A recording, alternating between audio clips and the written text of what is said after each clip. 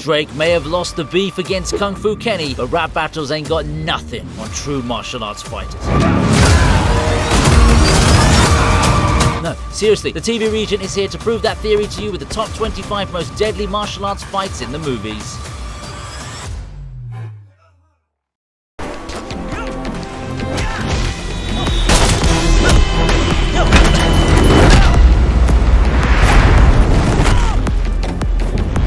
The name of this film is varied, with some calling it Kung Fu Killer as well, but I'm gonna go with the actual name of Kung Fu Jungle. Plus, the fight scene I'm gonna talk about happens in the middle of a concrete jungle in the most badass manner. Donnie Yen's Ha Ho Mo is absolutely relentless in this final battle against Fung Yu Sao, and there's actually a lot to talk about. It's already cool to have such amazingly skilled fighters giving it their all in the middle of several moving vehicles, but Mo actually takes it easy on his opponent for the most part. I mean, the man literally saves Yu Sao from getting whacked by a truck, only to smack him soon after. Bro literally said, if anyone's gonna violate you today, it's gonna be me. The best part of this fight is that both of these guys actually go on a chase right after and involve bamboo sticks as well, all while cars are still moving around them. From the speed of those punches, I'd say this is a much better version of Fast and Furious than the recent installments. Either way, it was amazing to watch such a deadly battle unfold, and as usual, Donnie Yen pulls off yet another award-winning performance despite being over 50 years old at the time of shooting this.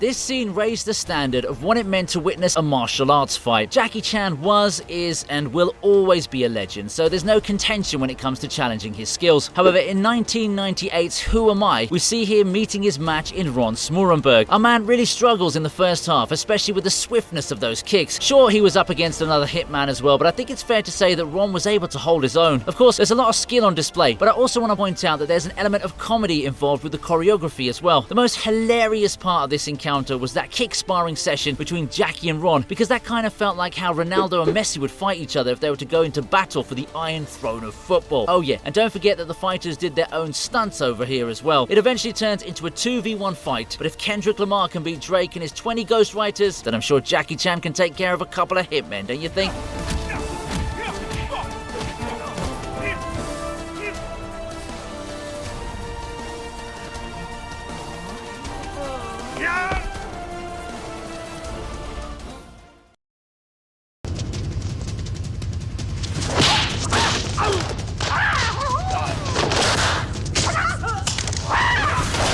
Would it really be a martial arts list if it didn't follow a Jackie Chan entry with a Bruce Lee fight? This is from Enter the Dragon, which is fondly remembered as a certified classic. It's when our man Lee is at the underground base and takes down Han's guards one after the other, with some of them even being beaten at the same time. It's an extraordinary display of skills, and it goes without saying that nobody's been able to replicate this vibe even more than 50 years down the line. No, seriously, this scene is a culmination of Bruce Lee's journey as a martial artist and superstar. Just look at all his previous fight scenes in other movies in comparison to this one, and you'll know what I'm talking about. He did this scene his way, and it shows in the most badass way possible. The screen presence, the cool factor, his charisma and style are off the charts throughout the entire scene. It was groundbreaking for martial arts films, especially if you consider the fact that Jackie Chan had only just started out as a stunt performer during this era. Speaking of which, if you take a look at the guy whose head Bruce Lee grabs and then proceeds to snap, yep, that's Mr. Jackie Chan himself.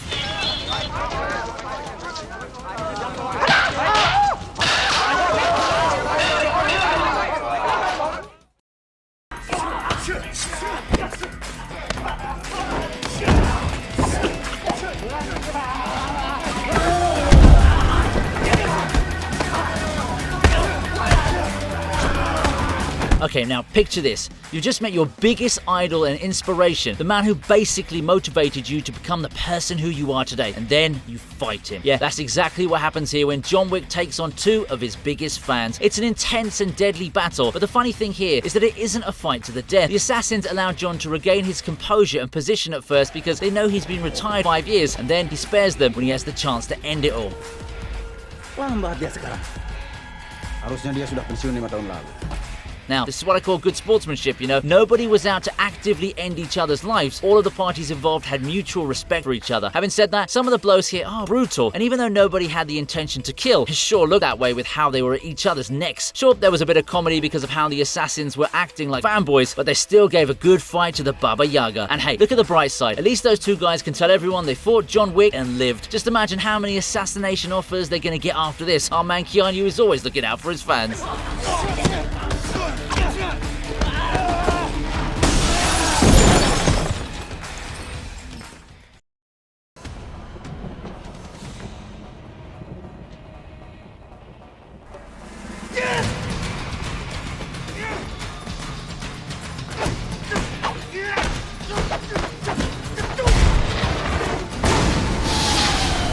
Who would have thought that the whole multiverse theory originated from 2001's The One? Jet Li managed to end over 120 versions of his own character, and that alone makes him better than Thanos, which also means this dude is the real deal. Anyway, the final battle between good guy Gabe Law and bad guy Gabriel Yulaw was epic to say the least. Just so you know, Jet Li was so awesome in this scene fighting himself that he completely overshadowed a guy like Jason Statham and relegated him to a mere side character. The fight in itself was pretty amazing, with Jet Li pulling out each and every move he knew. After all, his competitor was himself, and that too with the spiritual energy of another 123 versions of him. Sure, he goes down when he first tries to counter Gabriel, but come on, the fact that Gabe was able to gain an advantage against what is essentially his own power times 123 is a massive flex by no means. Bro kinda unlocked Ultra Instinct if you ask me, but another important observation in this scene is that Jason Statham actually has some hair in it. I personally thought this man never had hair his entire life.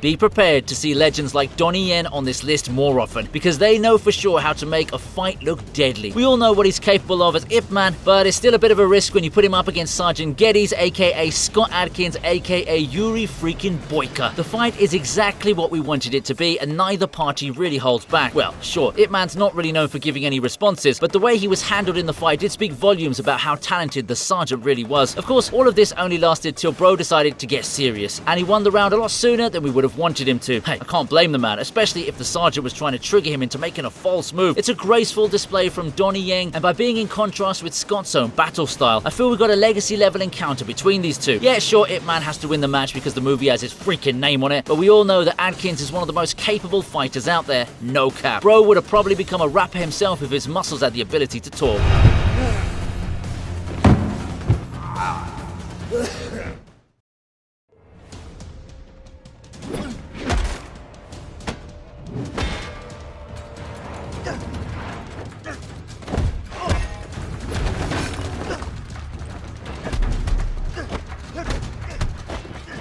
Man, I'm really drawing a lot of parallels between this list and the rap beef, but come on. Seeing Jackie Chan and Jet Li facing off against each other should be treated as a global event, even more so than what YouTube, Twitter, Instagram, and TikTok are obsessing over right now. Anyway, these two martial arts legends leave no stone unturned as they go all out in this epic face-off. I know how funny it might sound for the drunken master to be facing off against a dude called the Silent Monk, but it doesn't change the fact that what we witness here is nothing short of legendary. These guys keep trading blows, falling down, getting back up, and then just trading blows again. I found it really odd how these rookies just stood and watched the whole thing unfold. Maybe it's because they knew they were well out of their league. I also like that line from Liu Yan where he tells the Silent Monk his praying mantis stance may be good for catching bugs, but is pretty much useless against a tiger. Bro really flexed with a line of dialogue just as much as his actual fighting skills.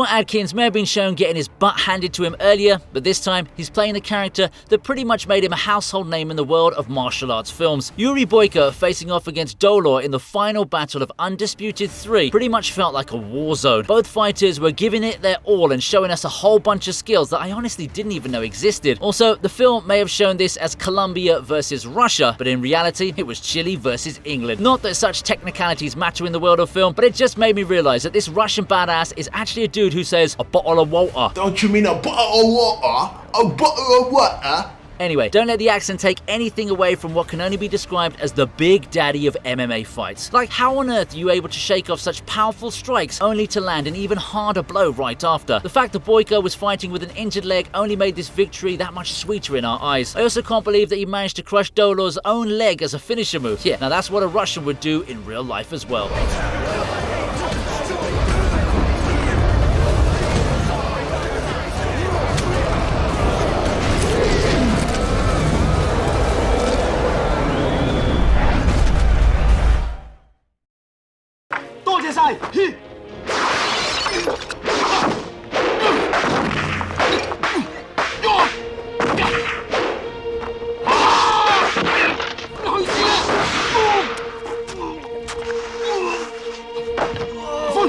We just saw Jackie Chan versus Jet Li, which in itself is a very fulfilling experience, but how about Jet Li versus Donnie Yen? Yep, the sequel to Once Upon a Time in China had a seriously enjoyable fight scene between Wong Fei-hung and Napian Yun-set. This is a battle that extends to multiple zones as we first see them facing off in what I like to call a bamboo house. Like, just look at the number of bamboo shoots here. I'm surprised we didn't see any pandas in the vicinity. The moves on display weren't just indicative of their skills, but also their reflexes. The way these dudes were twisting their bamboos, it felt as if they were summoning tornadoes and stuff. Then the fight continues outside where Donnie Yen's Napian takes a piece of cloth and somehow turns it into a steel chain. Yeah, I know he eventually loses the fight, but it takes a great amount of skill to be able to pull something off like that. Honestly, I didn't even care who was the protagonist or the antagonist. I just wanted to see a good old martial arts exhibition and I wasn't disappointed in the least.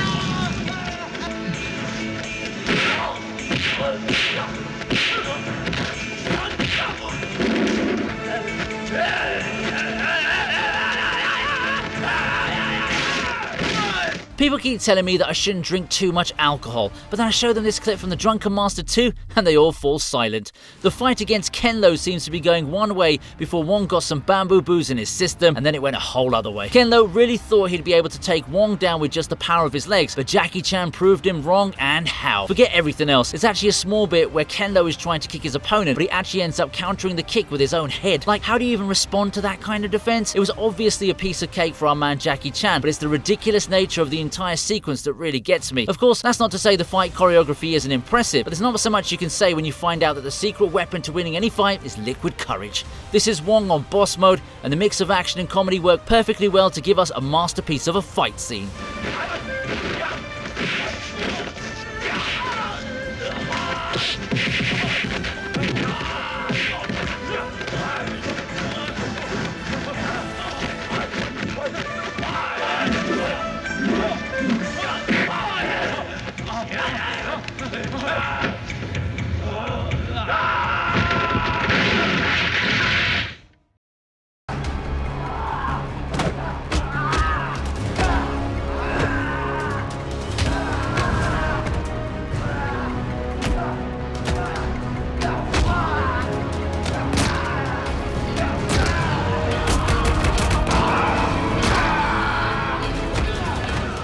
This is probably the only scene that made me genuinely terrified of the villain, because when you have a fighter as skilled as Rama getting owned, that too despite getting support from his brother Andy, you better be scared of the dude who's beating them both at the same time. Mad Dog may not look like a deadly opponent at first glance, but the moment he starts bringing out those moves, you know you're up against an unstoppable force. Rama and Andy aren't even holding back here. They're genuinely giving it their best shot, but somehow Mad Dog is able to take the both of them on and even dominate the fight.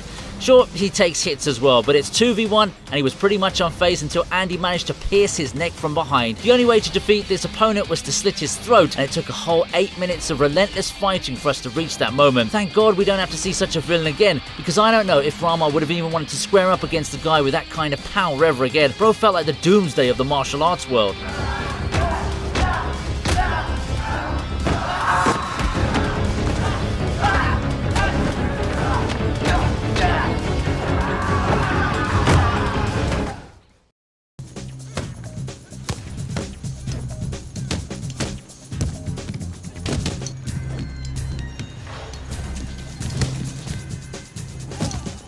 Tony Jaa knows exactly how to own his enemies, and it doesn't matter if you send a whole army at him, he'll still come out on top. Ong Bak was the film series that turned him into a global sensation, and this fight scene in the finale proves it without a doubt. He goes to show us the devastating power of Muay Thai and its use of the knees and elbows to a savage degree. He was essentially showing off at one point as well with his double spinning kick, reverse counter kick, back kick, and even the double kickflip. I genuinely thought I was being given a lesson on Muay Thai even when I saw this scene, and even that final opponent of his was no good despite injecting what I like to call the pre-MCU Super Soldier Serum. This scene earns all of its flowers simply because of the moves on display. Also, I want to shout out that old dude in the wheelchair who just shoots Tien with a gun when he sees all his fighters defeated. Bro was the smartest man in the room until Buddha decided to give him a literal piece of his mind.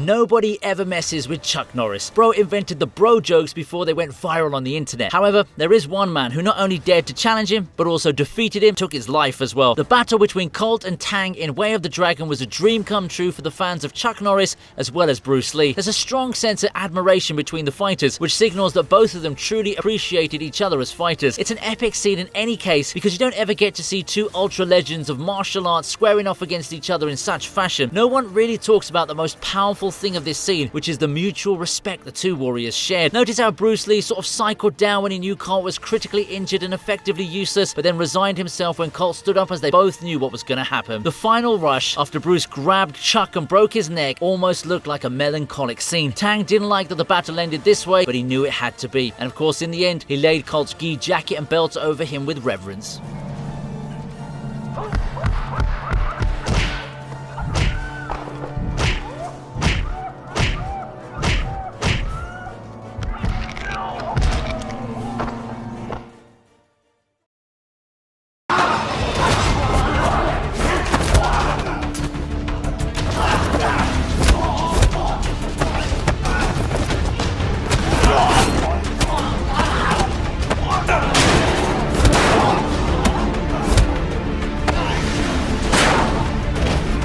We covered the Mad Dog scene from the first Raid film, but the one that won all of our hearts over mainstream media was the epic showdown between Rama and the Assassin in Raid 2. This one single fight has everything you could ever want in a film involving martial arts. It has pacing, tone, emotion, stakes, intensity, danger, impact, genuine acting, a protagonist you want to root for, and stellar cinematography. And this is just one scene. Don't forget the fact that Rama owned both Hammer Girl as well as Baseball Batman before this encounter. It actually makes his eventual victory even better due to the fact that he was a bit worn down by the time he reached the assassin. Also, the choice to have such a bloody confrontation taking place in a white kitchen was just mwah. Yeah, the pun is intended. It's an evenly matched fight for the most part, which makes the assassin's death not feel like a wasted chance. I'm pretty sure they would have gone thinking that he's just had the best fight of his life, but yeah, the editing and pacing of this sequence really enhanced the overall look and feel of the battle.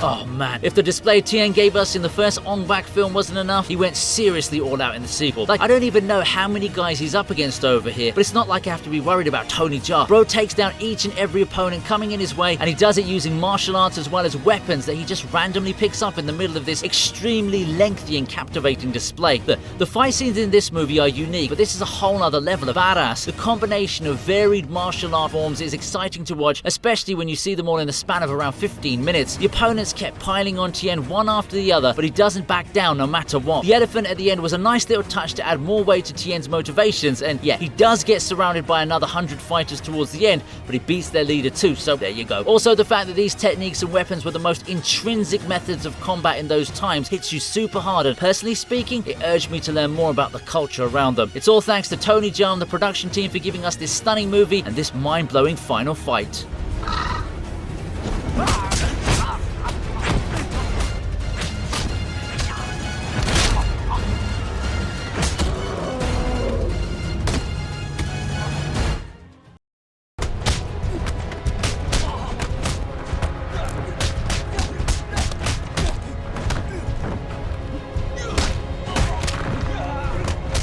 Remember when I spoke about Kendrick Lamar owning Drake even though he had a whole team of ghostwriters to back him up? Yeah, this fight is the perfect translation of the beef in martial arts terms. Donnie Yen has pretty much made the term Ip Man his alter ego, and his demolition of 10 black belt karate fighters totally deserves to make it to my top 10. This scene hits hard because we don't get to see him this wicked and brutal ever again. He literally asks to beat up 10 black belts as if he had some serious anger management issues to deal with. Having said that, a man is able to hold himself back from ending these fighters, so I guess he does manage to exert some kind of calmness. Still, he does showcase a more vulnerable side of his character, which I know is a bit confusing if he also beats up 10 dudes whilst doing it. Man, if anyone was learning karate at the same time watching this film, I'm sure he would have been like, nah, I'm good. I don't want to be humiliated this way.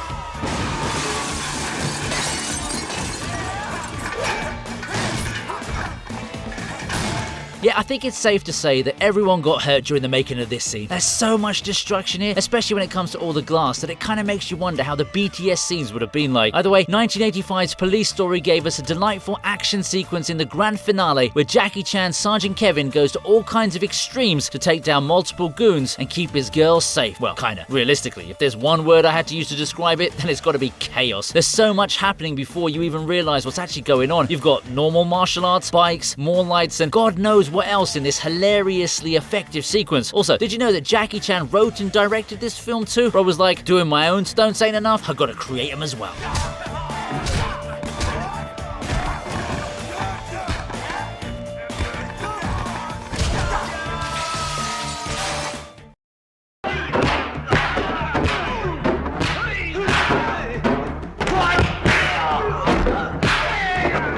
If there's one thing that people should always keep in mind, it's that they shouldn't disrespect a guy who can not only kick their butts, but their entire dojos as well. This is exactly what happens with all those Japanese students when they're finally confronted by Chen Zhen, who basically just wants to get revenge for the dishonor they caused him. The man doesn't hold back even one bit as he manages to destroy these kids as if they're just little ants. I think there's one guy who managed to land a kick on Chen, so perhaps he deserves a raise for doing his dojo proud. Apart from that one moment though, Chen Zhen leaves nobody with mercy as he ends up violating the dojo master after humiliating all his students by himself. Now that's what you call an action star's legacy.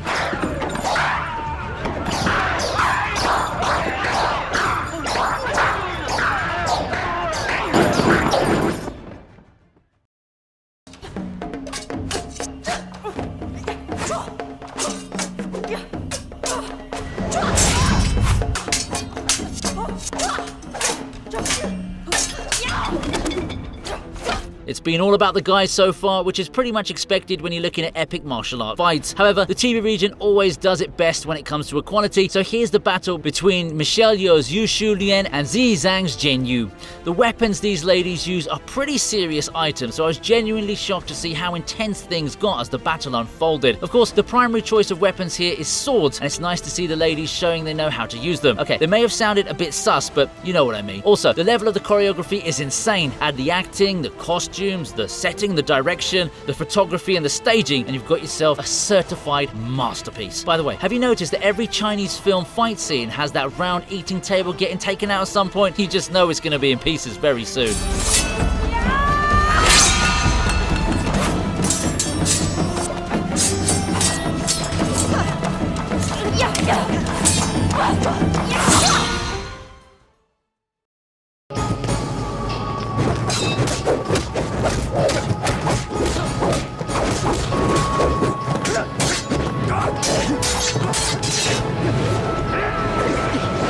Ladies had their fun, now it's time for the men. Donnie Yen is here again, and this time he's up against Wu Jing in 2005's Killzone SPL. The fight between Mark 1 and Jackie was a treat for anyone who likes to see sword fights, and even though this fight ended up being a bit one-sided, I'll give it to Jackie for trying his best right until he couldn't anymore. It's a gory scene in general, and the choreography stands out because you've got two top fighters essentially directing the scene themselves. I mean, I'm not joking here. One of the best things about this fight is that it had elements of improvisation in it due to the fact that Donnie Yen and Wu Jing knew each other very well. You can see Wu Jing giving a slight head nod to Donnie in the middle of the fight to signal his moves.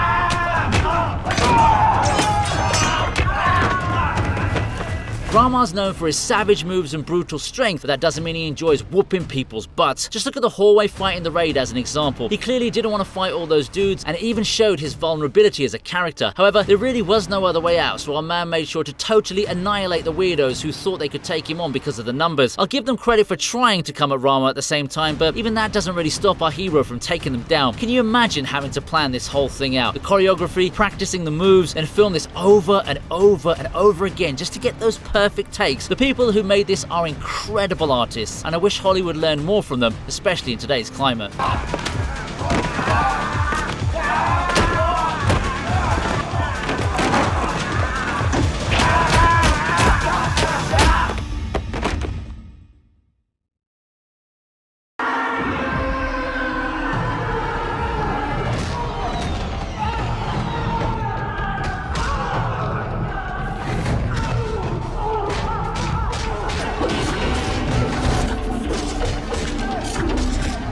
Said it before, and I'll say it again.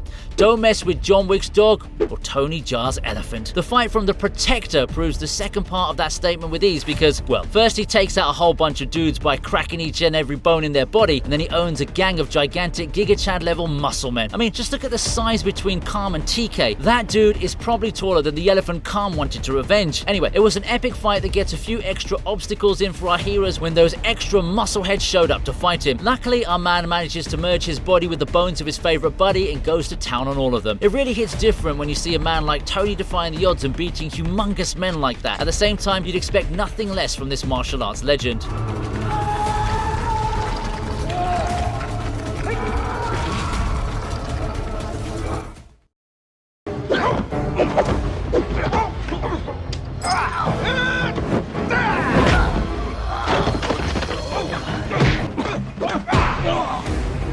Okay, now this fight is what I like to call cinematic perfection in the world of martial arts. General Fujita is quickly established as a threat to Chen Zhen with his near superhuman durability and Xiu Ho Qin's futile struggle against him. Then Jet Li spends the bulk of the fight doing piecemeal damage, whittling Billy Chow's defenses down until he can start delivering critical strikes, culminating in a weapons exchange by the end of it. It really is an excellent method of dragging out the fight till your opponent loses momentum. The battle is actually so good on its own that if you haven't watched a moment of the movie leading up to this point, you still have enough to get invested in the fight.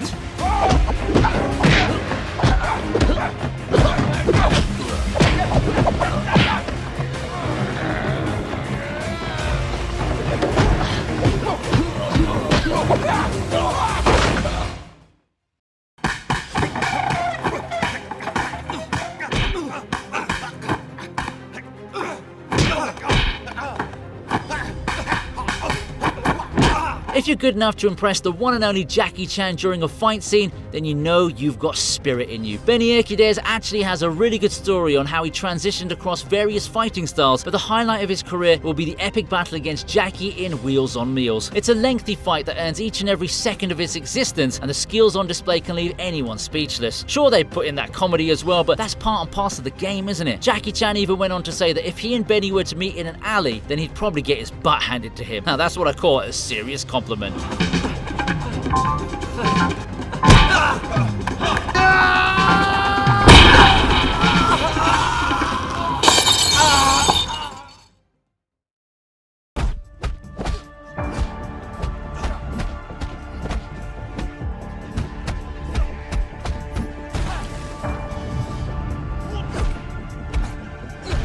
This guy keeps finding himself on top all the time, and it's all because of sheer talent and hard work. The fight between Detective Sergeant Marjun and Tony is an intense fight scene that you'll ever get to witness, and the brutality is way above anything else you've seen on this list. Both fighters were going at each other with rage, and the hatred was so intense that I'd say it's the personification of Kendrick versus Drake right now. Of course, Donnie Yen is Kendrick here because of how savagely he destroys his opponent while making a mockery of him, even though he takes a few good licks early on. This is probably the most expressive I've seen Donnie Yen across all of his movies, so that alone is enough to grab him the top spot.